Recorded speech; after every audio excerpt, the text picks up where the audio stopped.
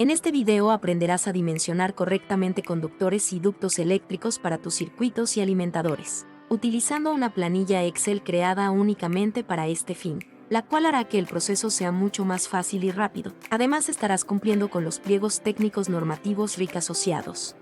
Esta planilla de cálculo de Excel es compatible solo con Microsoft 365 y está diseñada para el dimensionamiento de conductores en baja tensión. La problemática que se nos presenta al dimensionar la sección de conductores eléctricos es el tiempo que debemos invertir en ello, ya que el procedimiento indica que debemos a. Buscar la sección de conductor en base a la corriente de carga en la tabla 4.4 de RIC número 4. b. Verificar que la sección elegida cumpla con la caída de tensión permitida. c. Realizar la corrección de corriente máxima, según temperatura ambiente y cantidad de conductores en ducto, en base a tabla número 4.6 y 4.7 de RIC número 4. D. Respetar las secciones mínimas de conductores según su tipo de uso en base a lo indicado en sección 5.4 de RIC número 4. E. Para el cálculo del conductor neutro en el caso de que el circuito o alimentador sea trifásico, se debe verificar si su uso será para cargas lineales o no lineales según lo indicado en sección 6.4.2 y 6.4.3 de RIC número 3. En caso de que las cargas sean lineales, o que sean no lineales pero con filtro armónico distribuido, la sección del neutro será al menos igual a las fases. En caso de que las cargas sean no lineales y con filtro armónico concentrado, la sección del neutro será al menos 50% mayor a las fases. F. Por último, procedemos a seleccionar la sección del conductor de tierra de acuerdo con el anexo 6.7 de RIC número 6. Una vez que ya hemos seleccionado los conductores, podemos proseguir a la selección de diámetro del ducto eléctrico. Para la selección del ducto se pueden presentar dos casos. Que la cantidad de conductores del haz sea igual o inferior a 5 y que sus secciones sean iguales.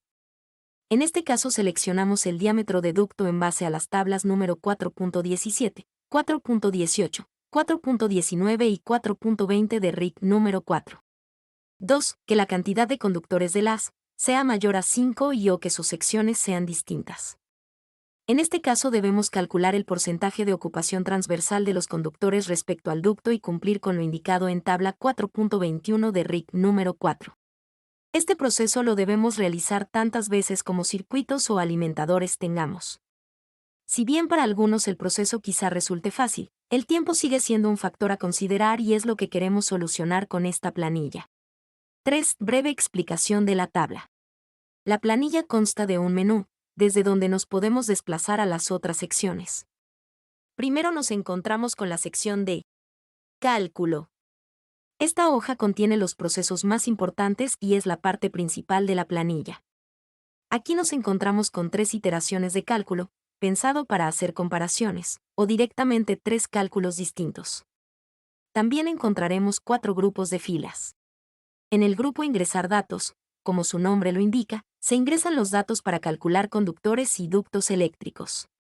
Es la parte más importante del proceso y se deben llenar todas las celdas. En ajustes opcionales se realizan modificaciones de cantidad de conductores por línea y ajustes de sección. El ajuste de sección se consideró con el fin de adaptarse a las secciones que disponga el mercado, ya que algunos conductores solo los podemos encontrar en secciones milimétricas o AWG, pero no en ambas medidas.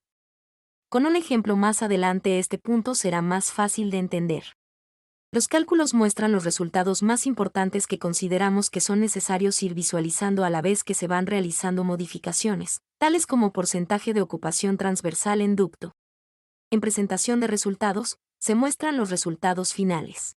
En la sección de tabla de ductos se encuentran los ductos considerados para los cálculos de porcentaje de ocupación transversal. Esta tabla es editable, para que el usuario pueda agregar ductos nuevos o editar los existentes en base a los datos técnicos de sus proveedores. Por último, tenemos los resultados, que es una versión para imprimir de los resultados finales. 4. Ejemplos de cálculo. Aquí tenemos las celdas de datos de ingreso vacías y podemos ver que en el grupo de cálculos y presentación de resultados hay advertencias en rojo, guiones o números 1. Esto se debe a que para que la planilla funcione correctamente, todas las celdas del grupo Ingresar datos deben llenarse apropiadamente. Ahora procederemos a llenar los datos de ingreso.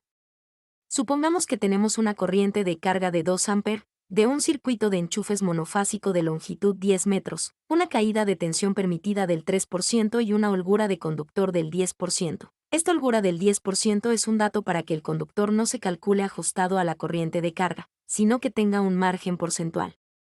En temperatura ambiente ingresamos el rango de 26 a 30 grados Celsius.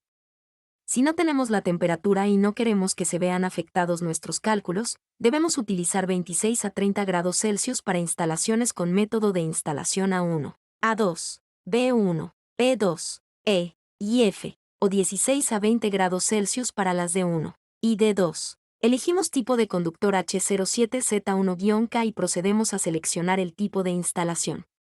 Si no nos sabemos de memoria los tipos de instalación o no estamos seguros, nos podemos apoyar con la descripción breve del tipo de montaje. Para este caso elegimos el tipo B1 y el ducto EMT.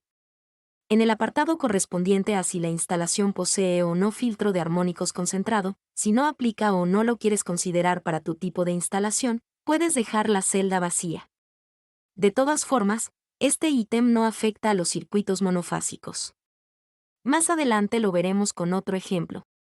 En presentación de resultados, podemos ver que los conductores seleccionados son de 2.5 mm² y un ducto EMT de 20 mm, elegido en base a las tablas 4.17 a la 4.20 de RIC número 4. Veamos qué pasa si cambiamos el tipo. Podemos ver que la sección va cambiando según el tipo, esto debido a que la corriente de carga de 2 A es tan pequeña que el conductor se selecciona en base al mínimo de sección indicado en apartado 5.4 de RIC número 4. También podemos ver que al elegir el tipo alimentador empalme, el ducto cambia de 20 mm a 32 mm, esto debido a que el alimentador de empalme debe cumplir con el apartado 7.15 de RIC número 1, que implica que el ducto debe permitir una ampliación del 100% y el diámetro debe ser como mínimo de 32 mm. En cálculo número 2, consideraremos un alimentador genérico trifásico, con una corriente de carga de 50 A, longitud de 10 metros, caída de tensión permitida del 3%, tipo de conductor RZ1-K, sin holgura de conductor, temperatura ambiente de 30 grados Celsius. Tipo de instalación A1 en ducto de PVC y filtro de armónicos concentrado. Recuerden que el tipo de instalación A1 corresponde a monoconductores en ducto embutido. Primero podemos ver que la sección de las fases y tierras son de 10 mm², pero la sección del neutro es de 16 mm². Esto se debe a que la planilla también contempla los apartados 6.4.1, 6.4.2 y 6.4.3 de RIC número 3, los cuales indican que si las cargas no son lineales y el filtro de armónicos de la instalación es del tipo concentrado, el conductor neutro será al menos 50% mayor que las fases. Con respecto al ducto, se calculó un diámetro de 40 milímetros, y en este caso podemos ver el porcentaje de ocupación transversal, que es 27,11%. Esto se debe a que las secciones de los conductores no son todas iguales, por lo tanto se procede a cumplir con el máximo de 33% de ocupación indicado en la tabla 4.21 de RIC número 4. Si modificamos el tipo a alimentador empalme, vemos que el diámetro aumenta a 63 milímetros y el porcentaje de ocupación ahora es 10.93%, es decir, menos de la mitad de 33%. Con esto se cumple con la disponibilidad del 100% para una ampliación. Si cambiamos de filtro de armónicos concentrado a distribuido, la sección del conductor neutro pasa a ser de 10 mm² igual que las fases, y el ducto ahora es de 50 milímetros de diámetro, elegido en base a las tablas 4.17 a la 4.20 de RIC número 4. Mantendremos los datos del ejercicio anterior y pondremos a prueba la caída de tensión. Nuestra caída de tensión nunca debe superar el máximo permitido, que en este caso es el 3%, equivalente a 11,4 voltios para circuitos o alimentadores trifásicos. Con los datos actuales, la caída de tensión es de 1.56 voltios, y estaríamos cumpliendo. ¿Qué pasaría si aumentamos la distancia a 70 metros? Ahora nuestra nueva caída de tensión es de 10.92 voltios. Aún estamos por debajo de los 11.4 voltios permitidos, así que aún cumplimos. Ahora aumentamos a 80 metros. Podemos ver que la caída de tensión aún está por debajo de lo permitido, pero para cumplir con esto, la planilla tuvo que elegir una sección superior. Es decir, nunca se superará la caída de tensión permitida, ya que la planilla está configurada para seleccionar una sección superior y cumplir con este punto. Continuando con el ejemplo anterior, volvemos a una longitud de 10 metros, pero esta vez modificaremos la temperatura ambiente a 42 grados Celsius. La sección de los conductores aumenta de 10 a 13,3 milímetros cuadrados. Este aumento de sección se debe a que la capacidad de transporte del conductor se ve reducida por la temperatura, en base a tabla 4.7 de RIC número 4. Ahora volvemos a una temperatura ambiente de 30 grados Celsius, pero aumentamos la corriente de carga a 200 amperes. En este caso podemos ver que la sección de los conductores fase y neutro aumenta, pero la sección de tierra lo hace en menor medida. Esto se debe a que el cálculo del conductor de tierra se realiza en base a la tabla de anexo 6.7 de RIC número 6. En este ejemplo, en el cual la fase es de 85 milímetros cuadrados, la sección de tierra debería ser 42.5 milímetros cuadrados, pero como esa medida no existe en el listado de secciones, se selecciona la siguiente mayor que es 50 milímetros cuadrados. Ahora al cambiar el método de instalación a B1, monoconductores en ducto sobrepuesto, vemos que la sección disminuye. Esto se debe netamente a que las tablas establecidas en la RIC número 4 indican que el método de montaje B1 tiene mayor capacidad de transporte que el A1. Las secciones calculadas son 67.4 milímetros cuadrados para las fases y neutro, y 35 milímetros cuadrados para la tierra. Además tenemos un ducto de PVC de 90 milímetros. Supongamos que en el mercado solo venden conductores RZ1-K en secciones milimétricas, y nuestros cálculos nos dieron como resultado secciones equivalentes en AWG o KC1000. Para este tipo de situaciones se utiliza el grupo de ajustes opcionales. En este lugar buscaremos la siguiente sección superior en la unidad de medida que tenga nuestro proveedor. En esta ocasión es 70 milímetros cuadrados.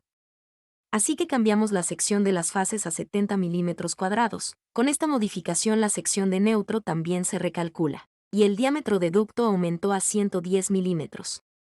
Como último ejemplo veremos un alimentador genérico trifásico, longitud de 30 metros, caída de tensión permitida del 3%, sin holgura de conductor, tipo de conductor RZ1-K en ducto de PVC con método de instalación B1. Filtro de armónicos concentrado, temperatura ambiente de 28 grados Celsius y una corriente de carga de 600 amperes.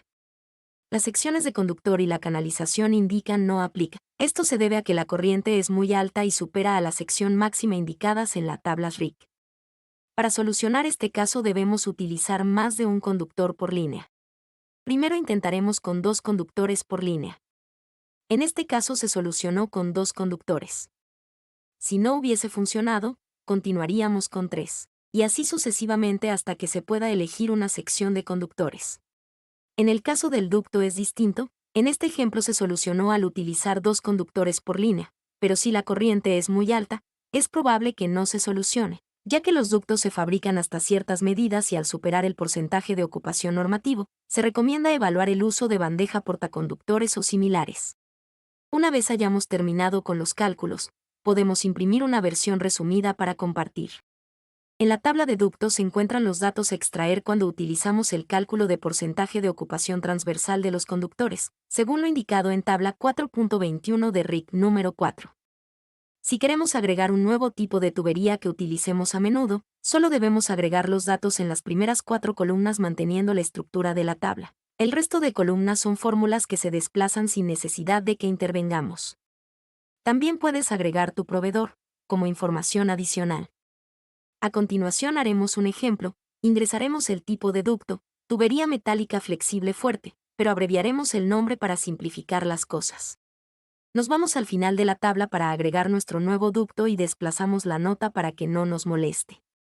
Nos vamos a la pestaña Vista y habilitamos las casillas de encabezados y barra de fórmulas, para trabajar más cómodos.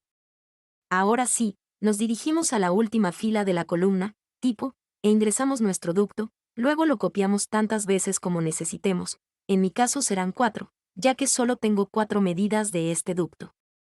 En la columna siguiente ingresamos el diámetro nominal, luego el diámetro exterior y por último el espesor de la pared. Adicionalmente dejaremos el nombre del proveedor o marca. Con esto ya realizado, podemos volver a la pestaña Vista y desactivar encabezados y barras de fórmulas. Nos dirigimos a la pestaña Cálculos para verificar que el nuevo ducto está funcionando correctamente. Así que en cálculo número 1 cambiamos el ducto a tubería metálica flexible y ya tenemos un nuevo ducto funcionando para nuestros proyectos. La planilla tiene por objetivo reducir el tiempo de cálculo de conductores y ductos, reduciendo así el proceso a solo unos datos de ingreso. Con esto se respetan las tablas y normas de los pliegos técnicos RIC mencionados. Probablemente la planilla no abarque el 100% de los casos que se dan en terreno o proyección, pero abarca gran parte de estos y respeta de forma automática la normativa vigente, reduciendo la probabilidad de error en ese aspecto y agilizando la evaluación de nuevos proyectos.